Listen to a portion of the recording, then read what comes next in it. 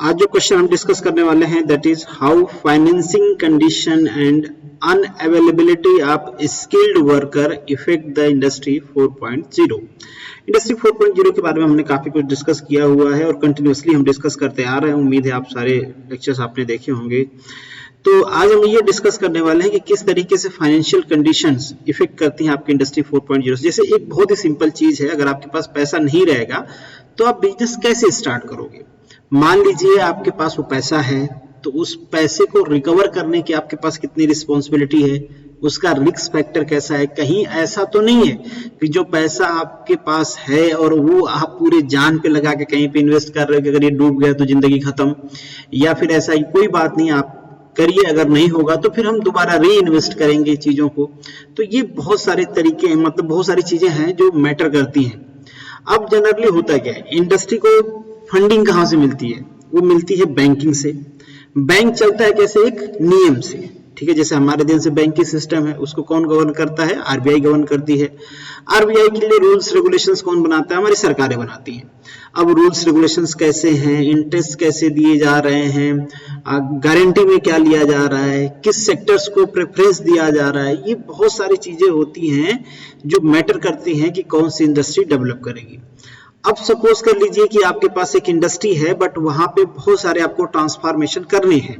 उन ट्रांसफॉर्मेशन के लिए पैसे कौन देगा? जैसे कि केस स्टडी करते हैं, ये भी आप समझ सकते हो कि ये भी बेसिकली एक इंडस्ट्रियल रिवॉल्यूशन ही है। जैसे हम बात कर रहे हैं कि इंडस्ट्रियल रिवॉल्यूशन में इंटरनेट एंड थिंग्स का यूज होना चाहिए, तो हमारे देश में बीएसएनएल का नाम आप सभी लोगों ने सुना होगा।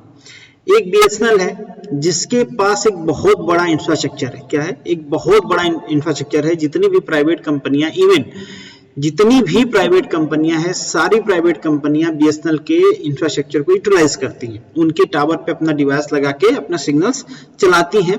स्टिल जो बीएसएनएल है आपका, वो लॉस मेकिंग कंपनी है, बाकी जो प्राइवेट कंपनियां हैं वो प्रॉफिट मेकिंग कंपनी है। ऐसा क्यों है?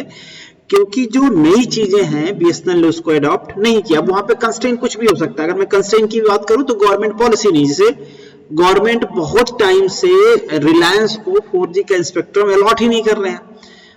रिलायंस का पैसा उधारी है, 10,000 करोड़ रुपया गवर्नमेंट के पास उधारी है। जो उन्होंने स्पेक्ट्रम वापस किए थे उसमें उन्होंने 4G स्पेक्ट्रम लेने के लिए बोला, बट सरकार की पॉलिसी ऐसी, सरकार ने 4G स्पेक्ट्रम दिया ही नहीं। कहा कि आप 4G स्पेक्ट्रम लेने के लिए बैंक से लोन लीजिए। बीएसएनएल ने कहा कि हमारे पास हमारा पैसा है, हम बैंक से लोन क्यों ले लें। तो ये खींचातानी एक तरह से। तो आप यहाँ पे समझ सकते हो कि कोई अगर ऐसा बिजनेस मॉडल है जहां पे कोई रूल्स रेगुलेशन नहीं है, कोई फाइनेंसिंग बॉडी नहीं है, कोई उसके लिए प्रॉपर चैनल नहीं है, तो उस कंपनी को क्या होगा? लॉस होगा। वो नई टेक्नोलॉजी को अडॉप्ट नहीं कर पाएंगे और फिर कंपटीशन में पीछे रह जाएंगे, जैसे बीएसएनएल रह गई।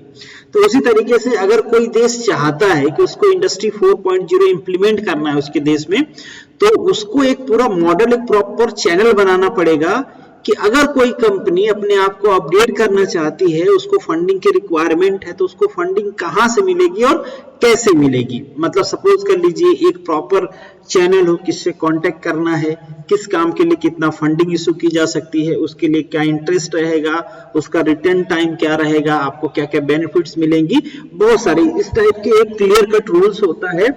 तभी जाके इंडस्ट्री सेक्टर प्रमोट हो पाता है, अदरवाइज नहीं। हमारे यहाँ पे भी आप एग्जांपल ले सकते हो, कुछ टाइम पहले इंडस्ट्रीज के ऊपर सुपर चार्ज लगाए गए, सुपर टैक्स चार्ज लगाए गए कि जिस इंडस्ट्री का कुछ पर्टिकुलर पॉइंट से ज्यादा प्रॉफिट है उनको कुछ 1-2% सुपर टैक्स देना पड़ेगा।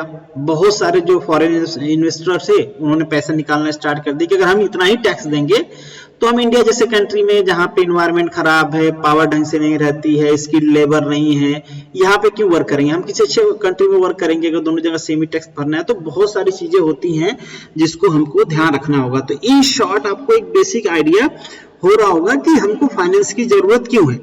अब जो इंडस्ट्री 4.0 के लिए फाइनेंस करते हैं तो वहां पे हम टर्म यूज करते हैं फाइनेंस 4.0। मतलब हम कुछ चीज स्पेसिफाई करते हैं कि अगर हमको इंडस्ट्री 4.0 को अडॉप्ट करना है तो हमें किस सेक्टर को की पॉइंट्स मानने होंगे, किस सेक्टर को कंसीडर करने होंगे, किसके लिए क्या फाइनेंसिंग की प्लानिंग करनी होगी, ये सारी चीजें हैं। तो उसे हम कहते हैं फाइनेंस 4.0। और फाइनेंस 4.0 में कुछ चीजों को मैंने यहाँ पे लिस्टेड किया है, इसके अलावा भी बहुत सारी चीजें हैं, बट आप अपने एग्जाम में इतना लिख दोगे वो बहुत हो जाएगा, दैट्स इट। पहला है pay to access use equipment technological finance. अगर मान लीजिए कहीं पे भी कोई टेक्नोलॉजी इंप्रूव करनी है, कोई सिस्टम, कोई इक्विपमेंट परचेज करना है किसी कंपनी को, उसके लिए फंडिंग की जरूरत है तो कौन प्रोवाइड कराएगा? बैंक प्रोवाइड कराएगा। तो उसके लिए एक रूल रेगुलेशंस होने चाहिए कि किस तरीके से करना है। जैसे टेक्नोलॉजी अपडेट करना है, सॉफ्टवेयर की फाइनेंसिंग चाहिए, इंडस्ट्री 4.0 में ये सारी चीजें यूज होती हैं। कुछ आउटकम आ रहा है तो उसके लिए पे ऑफ होना चाहिए। फाइनेंशियल मतलब एक कंटिन्यूअस जो कैश फ्लो है, फाइनेंशियल असिस्टेंट है, वो मेंटेन रहना चाहिए। अगर मेंटेन नहीं रहता है तो इंडस्ट्री को 4.0 अडॉप्ट करने में प्रॉब्लम होगी और वो कंट्री पीछे रह जाएंगी जो इंडस्ट्री 4.0 को अडॉप्ट नहीं करेंगे और उनके लिए कोई फाइनेंशियल कंडीशंस अवेलेबल नहीं होंगी, फेवरेबल कंडीशंस।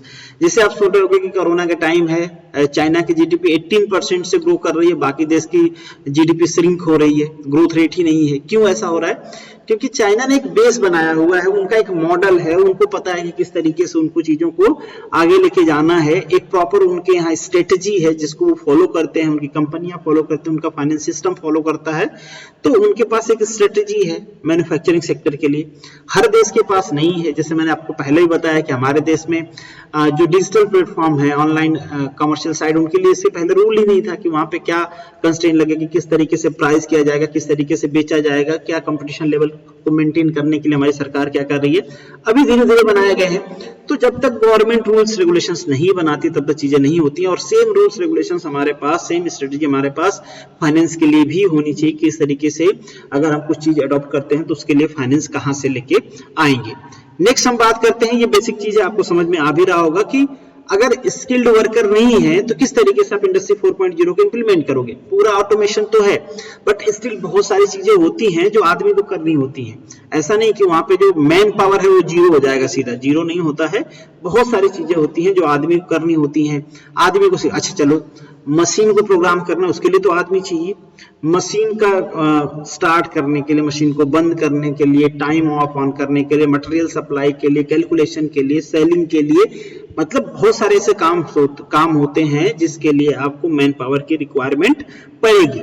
ठीक है, R&D के लिए आप कुछ उसमें रिसर्च कर रहे हो, कुछ आगे लेके जाना चाहते हो, उसके लिए भी, कस्टमर वैलिडेशन के लिए, कस्टमर फीडबैक के लिए बहुत सारी चीजें बचती हैं इसके अलावा, जिसको मैन पावर के थ्रू ही आप कर सकते हो।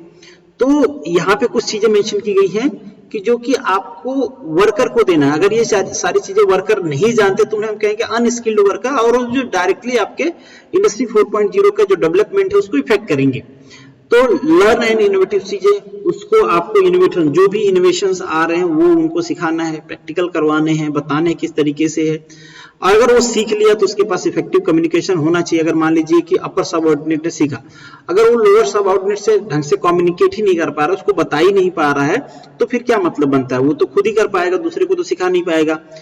इंफॉर्मेशन अगर बताना चाहता है तो आजकल इंफॉर्मेशन की दुनिया है, किस तरीके से ट्रांसमिशन होगा इंफॉर्मेशन की, सिखा पाएगा नहीं सिखा पाएगा, कौन से सॉफ्टवेयर का यूज करना है, किस तरीके से उनको एजुकेट करना है, सारी चीजें उसको आनी चाहिए। तो एक ये सारी चीजें हैं। इसके अलावा जो अपर सबऑर्डिनेट्स होते हैं उनको ये भी दिखाना होता है कि जो हमारे लोअर हैं, जो हमारे अंडर में काम कर रहे हैं, उनके लाइफ से रिलेटेड चीजें हैं, उनके करियर से रिलेटेड चीजें, इन सारी चीजों को इंश्योर कर पाए ताकि वो सेटिस्फैक्टरी ढंग से, पूरे पीसफुल ढंग से, पूरे माइंड को वहां पे यूटिलाइजेशन करें अपने वर्क प्लेस पे। अदरवाइज तो फिर चीजें सही नहीं होती। जैसे लोग गूगल में, फेसबुक में क्यों काम करना चाहते हैं, आपने देखे होंगे मूवीज में, गूगल में काम कर रहे हैं, बगल में कैंटीन बना हुआ है, सामने खेल का बना हुआ है चीजें। तो ये सारी चीजें एम्प्लॉय को वर्क सेटिस्फेक्शन देती हैं, और जब तक एम्प्लॉय के पास वर्क सेटिस्फेक्शन नहीं रहता है तब तक वो एफिशिएंटली काम नहीं कर पाते। इस पे भी हमने डिस्कशन किया हुआ इससे पहले। तो आई थिंक सो कि अगर आपके एग्जाम में ये क्वेश्चन पूछता है तो आपको ये पॉइंट्स मेंशन कर देना, और जो मैंने चीजें यहाँ पे डिस्कस किया है आप उसको एज ए केस स्टडी भी लिख सकते हैं। अपना कुछ अगर आप लिखना चाहते हैं तो वो भी लिख सकते हैं, किस तरीके से सारी चीजें हमारे इंडस्ट्रियल डेवलपमेंट को इफेक्ट करेंगी। तो चलिए यहाँ पे वीडियो खत्म होता है, मिलेंगे नेक्स्ट वीडियो में।